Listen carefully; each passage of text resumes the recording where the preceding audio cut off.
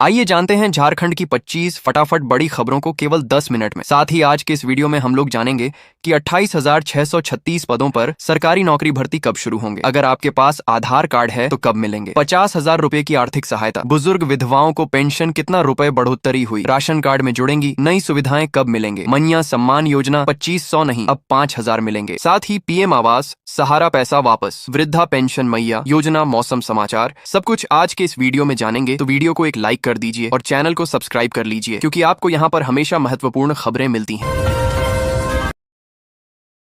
आधार card मिलेगा। पैसा। महिला पुरुष खुशखबरी, झारखंड के महिला और पुरुष दोनों को आधार कार्ड से लाभ मिलने वाला है। यदि आपके पास आधार कार्ड है तो आपको 10,000 से लेकर 50,000 तक का पेमेंट सीधे बैंक खाता में मिलने वाला है। इस योजना का आवेदन आप लोग CSC सेंटर, प्रज्ञा केंद्र या फिर घर बैठे अपने मोबाइल फोन से कर सकते हैं। इस योजना का नाम प्रधानमंत्री स्वनिधि योजना है। इस योजना के तहत आधार कार्ड के माध्यम से आपको 10,000 से लेकर 50,000 तक का लाभ मिलेगा।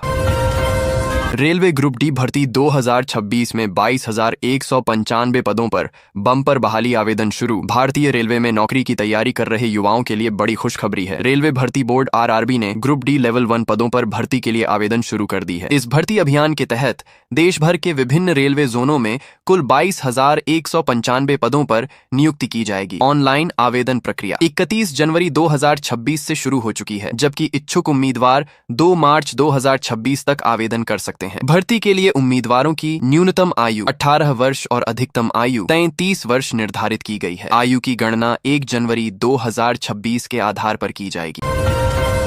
2026 में वृद्धा पेंशन धारकों के लिए बड़ी खुशखबरी है, जिसमें पेंशन राशि में 1,500 से 2,000 तक की संभावित वृद्धि और आयुष्मान व वंदना योजना के तहत 70+ आयु वर्ग के लिए 5 लाख तक का मुफ्त इलाज शामिल है। वर्तमान में मिल रही 3,000 तक की पेंशन के बढ़कर 4,500 से 5,000 प्रतिमाह होने की संभावना है, जो फरवरी 2026 से लागू की जा सकती है। मीडिया रिपोर्ट्स के अनुसार सरकार पेंशन में 500 से लेकर 2,000 तक की बढ़ोतरी करने की तैयारी में है।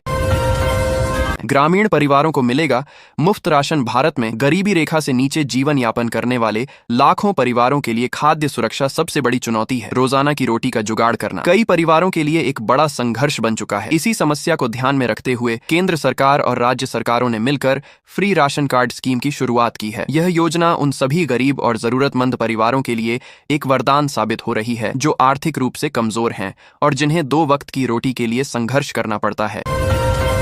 इंडिया पोस्ट में ग्रामीण डाक सेवक के 28,636 पदों पर वैकेंसी 14 से पहले करें। आवेदन। भारतीय डाक विभाग ने ग्रामीण डाक सेवकों के 28,636 पदों पर भर्ती की सर्किल वाइज डिटेल्स जारी कर दी है। आपको बता दें कि GDS भर्ती के आवेदन की प्रक्रिया 31 जनवरी से शुरू कर दी गई है। रजिस्ट्रेशन 14 फरवरी तक हो सकते हैं। आवेदन फॉर्म 2 फरवरी से 16 फरवरी के बीच सबमिट करना होगा। फॉर्म में करेक्शन 18 फरवरी से 19 फरवरी के बीच हो सकेगा। इस भर्ती में 10वीं पास युवा अप्लाई कर सकते हैं। 15 फरवरी से सहारा इंडिया का पैसा मिलना चालू। 50,000 को लेकर नई सूची जारी। जो अभी लोग बेसब्री से सहारा इंडिया का भुगतान का इंतजार कर रहे थे, उन सभी लोगों का इंतजार का घड़ी अब समाप्त हो चुकी है। जी हां, 2026 बहुत ही खास सहारा निवेशकों के लिए हो सकती है। सहारा इंडिया की ओर से बड़ी अपडेट को जारी कर दिया गया है और निवेशकों को भुगतान को लेकर भी प्रक्रियाएं दी गई हैं। झारखंड में एक सप्ताह तक सुबह कोहरा, रांची, बोकारो, हजारीबाग सहित 7 जिलों में ड्राई रहेगा। मौसम। रातें होंगी ज्यादा ठंडी। मौसम के ताजा पूर्वानुमान के अनुसार झारखंड में अगले एक सप्ताह तक मौसम का मिजाज लगभग एक जैसा बना रहेगा। मौसम विभाग ने बताया है कि राज्य के अधिकांश जिलों में सुबह के समय हल्के से मध्यम दर्जे का कोहरा या कुहासा देखने को मिल सकता है। इसके बाद जैसे जैसे दिन चढ़ेगा कोहरा छंट जाएगा और आसमान आंशिक से लेकर मुख्य रूप से साफ रहेगा। मौसम शुष्क रहने के कारण दिन में धूप निकलेगी, लेकिन सुबह और रात के समय ठंड का असर बना रहेगा। रिम्स में पानी की किल्लत, मरीज और परिजन परेशान। राज्य के सबसे बड़े अस्पताल रिम्स में एक बार फिर से बुनियादी सुविधाओं की कमी सामने आई है। बीते मंगलवार को रिम्स के मेडिसिन वार्ड के C2 में पानी की समस्या उत्पन्न हुई। दरअसल यह समस्या तब सामने आई जब मरीज बाथरूम में थे। जानकारी के मुताबिक वार्ड के बाथरूम से अचानक पानी आपूर्ति ठप हो गई, जिससे मरीजों के साथ साथ उनके परिजनों को भी भारी परेशानी का सामना करना पड़ा। इससे उनकी दैनिक जरूरतें प्रभावित हुई। जानकारी के अनुसार जब परिजन इसकी शिकायत लेकर वार्ड में तैनात नर्स और अन्य कर्मचारियों के पास पहुंचे तो उन्होंने भी अपनी असमर्थता जताई। झारखंड सरकार का बड़ा फैसला 15वें वित्त आयोग की राशि खर्च करने में फिसड्डी सिविल सर्जनों का रुकेगा। वेतन स्वास्थ्य विभाग के अपर मुख्य सचिव ने 15वें वित्त आयोग की राशि खर्च न करने वाले जिलों के सिविल सर्जनों पर सख्त कार्रवाई का आदेश दिया है। शून्य खर्च वाले जिलों को शो कॉज नोटिस जारी होगा। सुधार न होने पर वेतन रोका जाएगा। 60% राशि खर्च करने का लक्ष्य है। राष्ट्रीय स्वास्थ्य अभियान और मुख्यमंत्री अस्पताल रखरखाव योजना की भी समीक्षा हुई। एम्बुलेंस संचालन और सहिया प्रोत्साहन राशि को ऑनलाइन करने पर भी चर्चा हुई।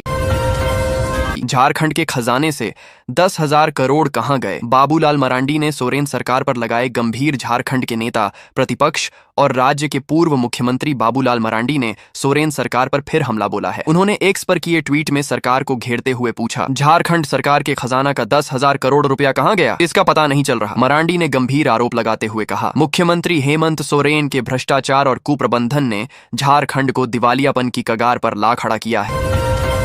झारखंड में होमगार्ड जवानों ने खोला मोर्चा। डीजी के नए आदेश के खिलाफ दिल्ली कूच की तैयारी। केंद्रीय गृह मंत्रालय के अधीन महानिदेशालय अग्निशमन सेवाएं, नागरिक सुरक्षा एवं होमगार्ड DGCDF-SHG नई दिल्ली की ओर से अब सभी राज्यों के होमगार्ड जवानों की रोटेशन पर ड्यूटी देने का आदेश जारी किया है। इससे जवानों में नाराजगी है। महानिदेशालय के इस आदेश को लेकर जवानों में रोष है। जवानों ने साफ तौर पर कहा है कि एक तो उन्हें ड्यूटी कम मिलती है और उस पर रोटेशन सिस्टम लागू करने से उन्हें बहुत कम काम मिलेगा। इससे उनकी आर्थिक स्थिति पर भी असर होगा।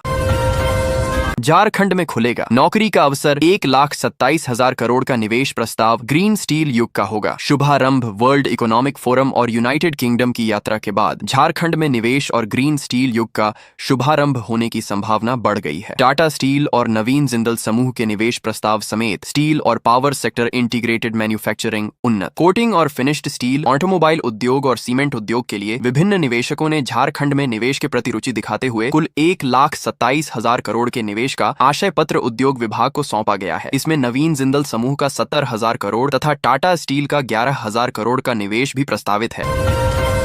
असम और बंगाल चुनाव में प्रत्याशी उतारेगा। झामुमो CM हेमंत सोरेन ने दिए संकेत। मुख्यमंत्री हेमंत सोरेन ने संकेत दिया है कि झारखंड मुक्ति मोर्चा झामुमो असम और बंगाल में होने वाले विधानसभा चुनाव में अपने प्रत्याशी उतार सकता है। वहां आदिवासी बाहुल्य क्षेत्रों में झामुमो स्वतंत्र रूप से चुनाव लड़ सकता है। यह संकेत CM ने मंगलवार को दुमका हवाई अड्डे से रांची उड़ान भरने के पहले मीडिया से बातचीत के दौरान दिया। मुख्यमंत्री ने कहा कि झामुमो का यह स्वतंत्र विचार है। इस विषय में पार्टी की जो राय होगी उसके हिसाब से आगे बढ़ेंगे। CM ने कहा कि असम के क्षेत्रों में पूर्व से ही गुरुजी का भ्रमण होता रहा है। वहां के लोग पहले से ही झामुमो को जानते हैं। असम में बड़ी संख्या में आदिवासी समुदाय के लोग रहते हैं।